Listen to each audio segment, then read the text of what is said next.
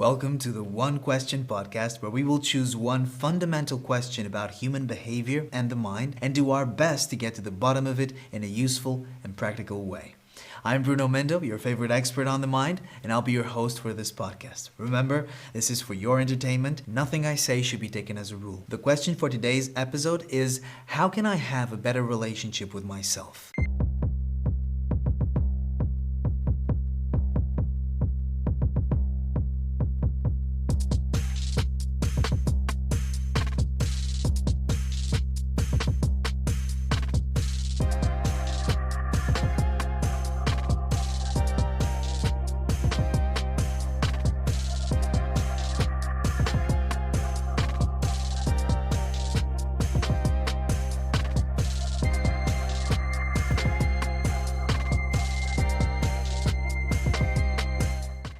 How can you have a better relationship with yourself? That's the question for today.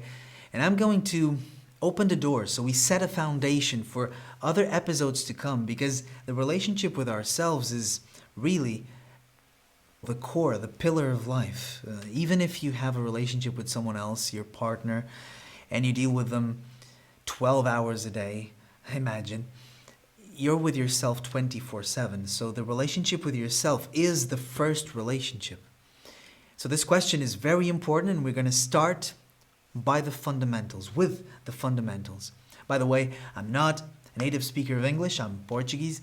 And so if I sometimes say something that, I don't know, a word that I don't know how to say or that I didn't say correctly, laugh with me. You can laugh, you're allowed to laugh. The importance here is that you understand what I mean, and I'm going to do my best so that you do. Now, the first thing in answering any question is understanding it. And in this particular case, when you understand the question that's being asked, like really understand it with the correct terminology, understanding what it means, you're going to have a big part of the answer. Let me show you. How can I have a better relationship with myself? Now, relationship is what we call in neurolinguistic programming and transformational grammar. And don't worry about complex terminology, I'm going to make it very simple. It's what we call a nominalization. And a nominalization is when we transform a process into a thing, a name. We give a name to a process. So names in linguistics are usually given to fixed things. So I have a cell phone, I have a computer, I have a microphone, and those are things we can touch, and we give them names. But then we have processes, things that are happening or that are not happening, or that are happening a certain way or another. And those things are not things, they're processes. And the magic here is when you understand that a relationship is not a thing. It's not something that is there, and if you don't touch it, it stays there. A relationship is the process of relating to someone. And this is liberating to begin with, because when you say, our relationship is over, or I just ended a relationship, well, in truth, a relationship is not a thing. It's a name you gave to the way you related to another person. But in the beginning of your relationship, the way you related to them was one that you called love. Probably today, when you broke up, the way in which you were relating to each other had nothing to do with the way you were relating to each other in the beginning. And so if it has nothing to do with the way in which you were relating in the beginning, it shouldn't have the same name. And actually all you're doing is giving a new name to the way you're relating, which is, well, now we act like strangers or people that don't like each other. And so what's the point of calling this love if it doesn't have that name anymore? So this is why this is freeing. Because once you understand that we're giving processes names as if they were things, then they become static, as if they were a thing that can be broken or mended. And it's not. It's a process that you can do better or worse, and that's it. And this is why I need to understand it, because you cannot relate to nothing. You have to relate to something or someone. The process of relating involves at least two entities relating to each other. And this is where we will begin, because what you're saying with this question, how can I have a better relationship with myself, is that there are two entities here, at least. Two things, at least. Because they must be relating. And you want to relate to that other thing, which in this case is yourself. And our language reveals amazing things. And this is the first part of the answer. We are saying that there are two things here. You and yourself. And at the beginning, when you're first listening to this, you're probably thinking, what do you mean, Bruno? This is a bit metaphysical, but really, it's in our language every day. It's how we live. And this is how the field of coaching came about.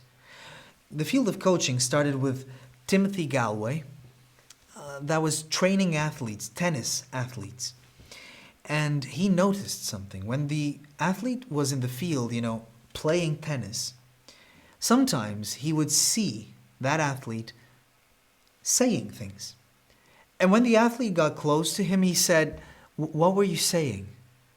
And the athlete would say something like, "Nothing, I was talking to myself.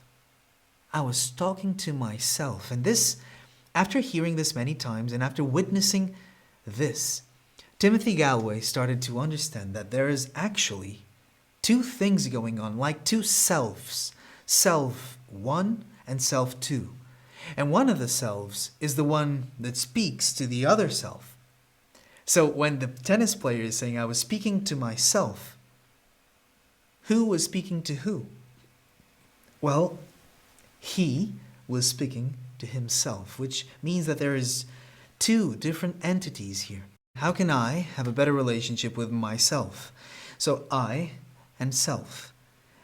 And I want to identify these two entities, which we already did, and now let's explore each one of them. Because if they're different, what's the difference?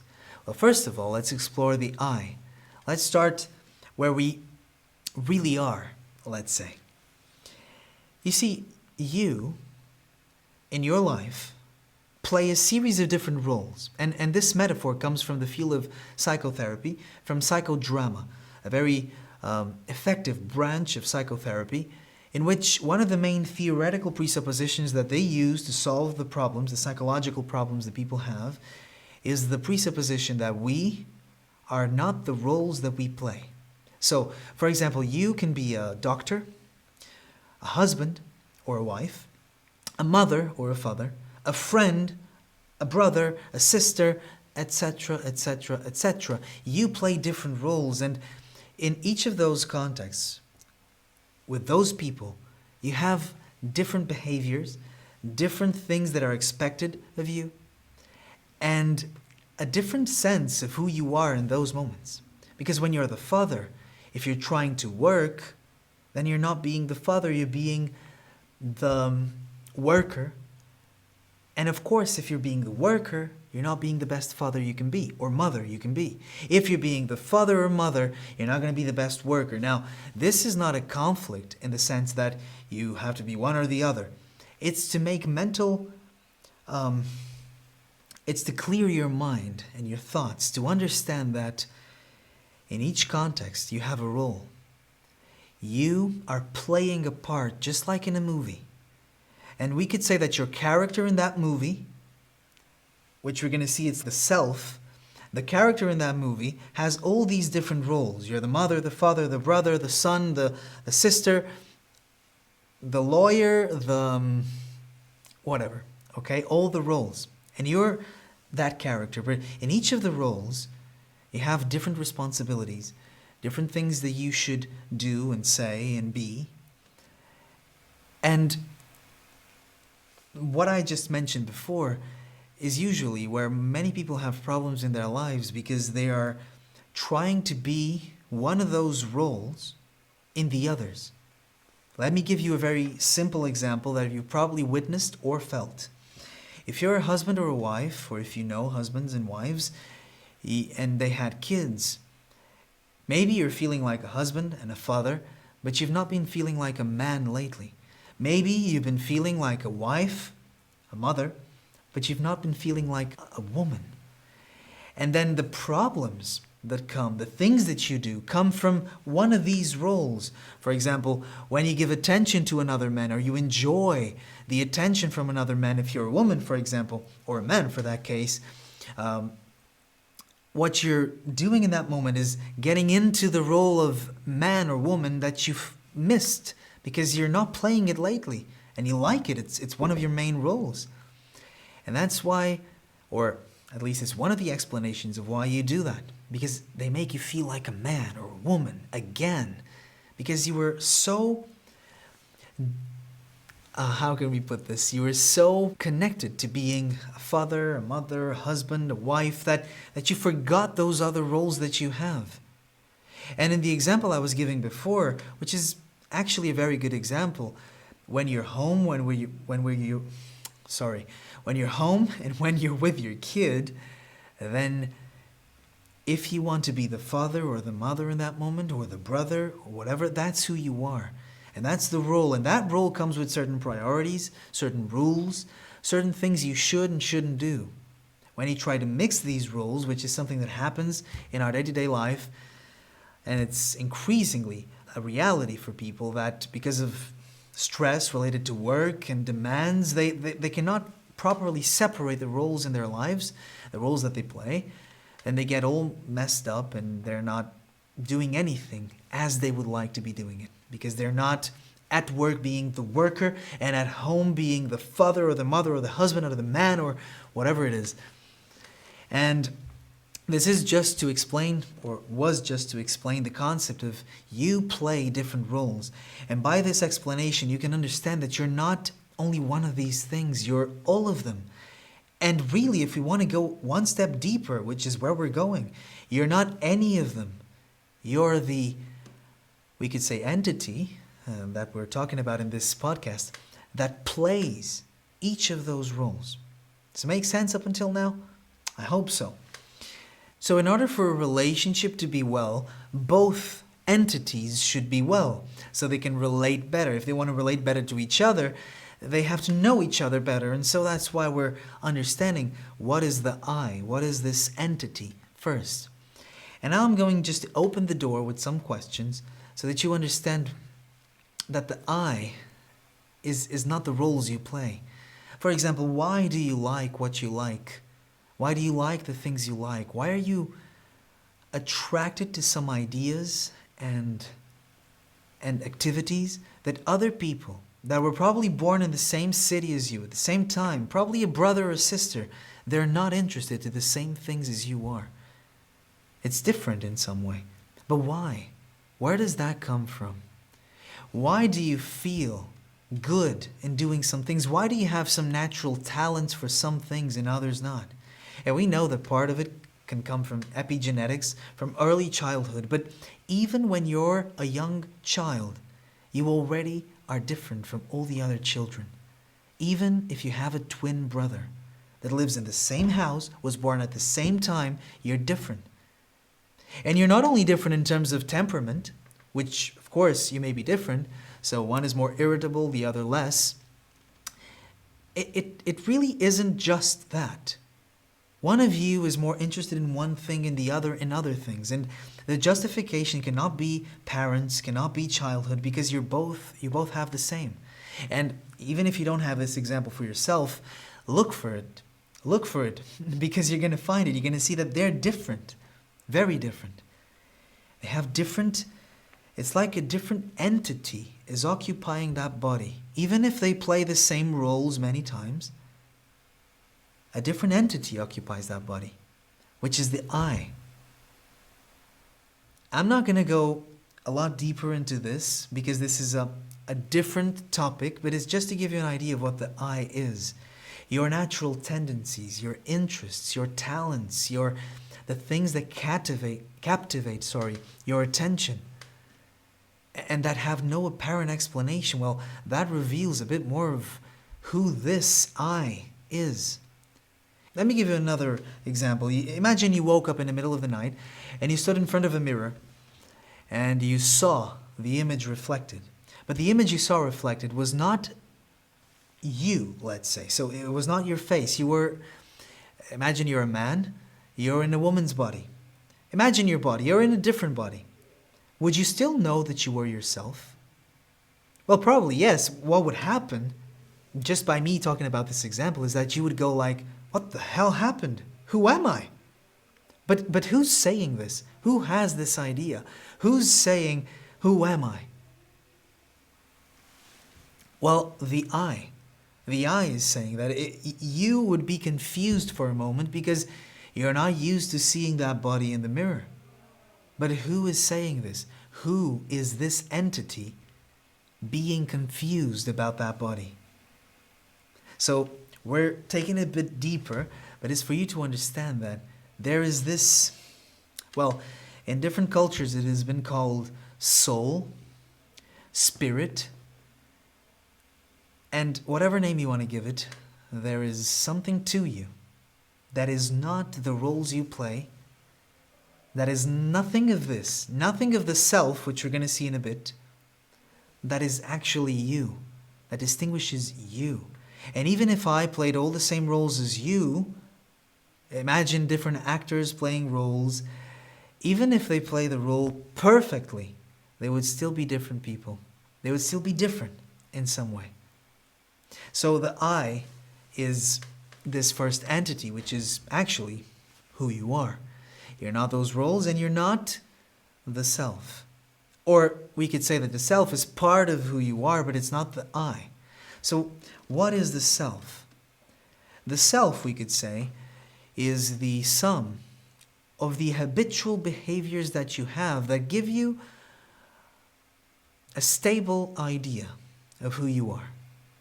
That give you this stable notion of who it is that you are. Because you play those roles so many times repeatedly, you have the idea that you are those roles and you forget that you are the I. The self is the sum up of all those habitual things that you do. Like Aristotle would say, we become what we repeatedly do.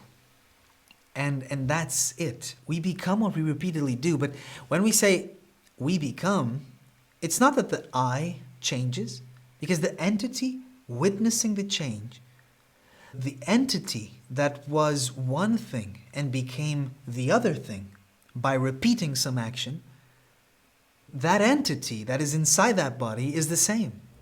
Think about it. If you go back in time, are or are you not the same entity looking through your eyes and feeling and experiencing life? No matter how many things you've done, no matter what things you're good at, who you have become to the world, what character you've become to the world, no matter that, can you be aware? Can you have this deep realization that the entity looking through your eyes is the same? It's that same energy animating your body, making choices. Even if you have more knowledge now and make different choices and are better at swimming or shooting with a gun or doing whatever sort of activity, physical activity, mental activity, whatever you've practiced, you became in the outer world, you became this character. However, the person inside, the I, is it or is it not the same? Is it or is it not you that is always there, that has always been there, looking through those eyes, with different awareness of things, with different knowledge, but the same? And I think, I'm not seeing you right now, of course, but I'm going to bet with you that if you're honest with yourself and if you really look at it, it's the same entity. You're the same one who's been through things, who's been through those rough moments in the past, even if now you're really successful, even if now everything is okay, or vice versa. It's the same entity. What's different? What's different is what you do, the roles you're playing, what you repeatedly did that became who you are. And how does this happen? Well, imagine you tell the truth once. Then you told the truth, well done. If you say the truth twice, we say, well done, you said the truth twice. But if you say the truth 3 times and 4 times and 5 times, after a while, what do we say? You are an honest person, right? That's what we say. You're an honest person. But why? Because you've repeated the action, the doing of saying the truth, the role of being truthful. You did it. And by doing it repeatedly, other people, and also you, became more familiar with that behavior coming from you. And so you become an honest person. But what happens when you lie once? It's tricky. Because when you lie once, after you are an honest person, in that very moment, you are no longer an honest person. You are no longer that person. However, and this is just a side note, the I, the one who's saying the lie, who chooses to do that or to say the truth, is the same entity. You're there always. But you stop being an honest person in that moment. The moment people find out that you lied, you're no longer honest. And so that's why we are what we repeatedly do. If you do something repeatedly, you become that in the eyes of other people, but not only in the eyes of other people, you train your body, your mind, to do that more frequently because it becomes easier and easier and easier. And we do, or our body chooses the path of least resistance, chooses the path where we can save the most energy. And if you're used to do something, you save energy in doing it. And so it's more likely that you repeat it. So if you say the truth many times, well, actually with the truth, it might be a bit different, but still it applies. If you say the truth many times, it's going to be easier for you to say the truth than if you had been lying all the time. With the physical activity is easier to understand. I'm just giving some metaphors, some examples so that you understand what we're talking about here. Back to our self. So the self is the sum of all these behaviors. Who we are in terms of the self is based on what we do. But why do we do what we do? Why do you do what you do? Let me tell you the answer to that. Let's begin with the basics. First, you're not aware of what you're doing most times. There's been some studies showing that around 95% of the decisions you make are unconscious. So 95% of the time, you're acting on automatic pilot. You're not thinking of what you're doing. In those moments, what you do, which is 95% of the time, if you're not training yourself for it to be different, in those moments, what you do is guided by something else, by what you feel. Have you ever woke up in a day and you just felt like shit? You received some news or you weren't feeling good in your body, and what happened was, if the day started bad, let's say, with a negative emotional state, negative emotion, what's the tendency of the rest of the day? Does it usually get better? Well, no, it usually gets even worse. It starts bad, it ends worse, usually, if you don't do anything to change it consciously. Why? Because what you do is motivated by how you feel. And if you're honest, if you feel like shit, you're not the same father, mother, lawyer, doctor. You're not the same person when you're feeling bad than when you're feeling good. When you're feeling hopeful, joyful, happy, you reflect that in what you do. You see more possible options for the obstacles that arise in your path.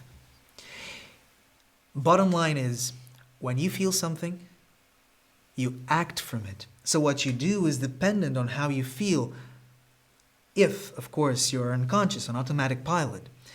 And we have a saying that is, shitty state, shitty behavior. So if you're feeling shitty, you're not going to do great things usually.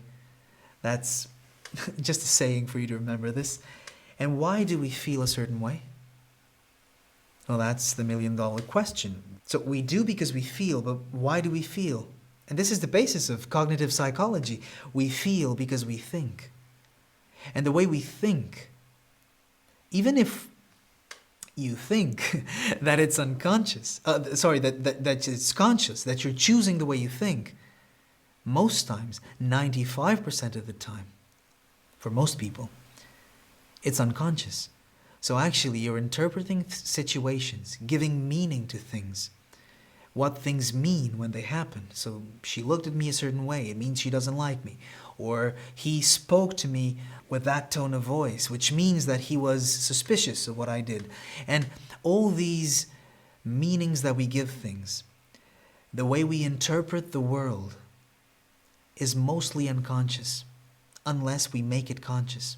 And that's why Carl Jung, the famous psychiatrist, said, make the unconscious conscious. Otherwise, it will direct your life and you'll call it destiny. Because the way you think is based on deep patterns of thought that are unconscious for the most part, your beliefs about what the world is, what things should be like, and you're not thinking of them, usually. You're unconscious, you're acting from them, but first, you're feeling from them. So someone does look at you a certain way, you think they're insulting you, that's the interpretation. So if you think they're insulting you, you feel insulted, you feel bad, for example. And when you feel bad, you're going to do something, you're going to probably insult them back. And this is the story of your life, or the life of many people you know. They act from impulse every time. Even when they think they're not acting from impulse, they never really analyzed what are the thoughts, beliefs, the structures that are beneath their awareness, that are guiding the way they interpret reality, that makes them feel a certain way, and then act a certain way. And of course, when you act a certain way, you become a certain way. Because we are what we repeatedly do. And so the self, we can pull it back all the way.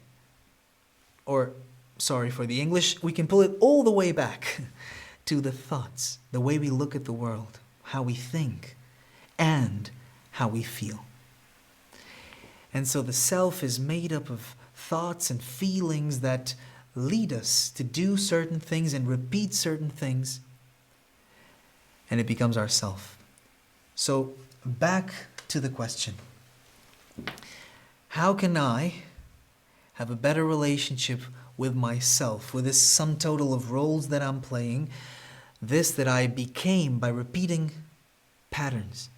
Well, first of all, the way you can deal with these thoughts and feelings that we were saying bring about who you are, who your self is, well then this I needs to learn how to deal with thoughts and emotions, feelings, so that it doesn't allow them to direct life unconsciously. So that's the fundamental answer I want you to take from this podcast. The way you have a better relationship with yourself is by learning, understanding how it works. We just scratched the surface, a very important surface, but we scratched it, okay? So we just began exploring. And now you understand, okay, it's my thoughts, my feelings that bring about who myself is. And the I is the one who's experiencing all of that and can choose to relate to those thoughts and feelings a different way. To do that, it needs to be conscious of them, aware of them. And that's the work of self-development. To become aware of what you're thinking, of where it comes from, of what's happening inside you, and how you can change it so you can do different things. And that's something I teach in my courses, and that you're going to learn with me in more podcasts that I'm going to do. Because this is the foundation. So this question was a great beginning to our podcast because it brought us to the basis of many things. You're the I, and the I can choose to relate to the self in a different way. And when you start to relate to your thoughts and feelings a different way, when you start to learn to consciously change the thoughts and feelings you have, and to not be a victim of what happens outside of you, which usually is what's happening. So something happens, automatically you interpret it, you respond, and your life is built here. And the I, the conscious being that wants to decide to go somewhere else, is doing nothing. Well, not nothing, but it's not influencing properly the process we're talking about here. And so, let's sum up what we said in this podcast. Number one, How can I have a better relationship with myself? What does it mean, having a better relationship with yourself? It means that you want to relate with yourself better. Who's the I? And we've covered it. You're not the roles you play. You are this entity looking through your eyes, having this experience that is aware of the thoughts and feelings you have, that can choose to do something or not do something when you're aware. You're the one in command, the one in control, if you learn how to be that person, how to be that. However, in any case, you're the awareness of things. You're this entity. And then you want to relate better to the self. If we go to the origin, the self is the thoughts, the ideas we have about the world, the way in which we interpret what happens that then generates everything else in the chain we've mentioned here. And so the question really is, how can I have a better relationship? So how can I relate better to the thoughts and the feelings? This is the question.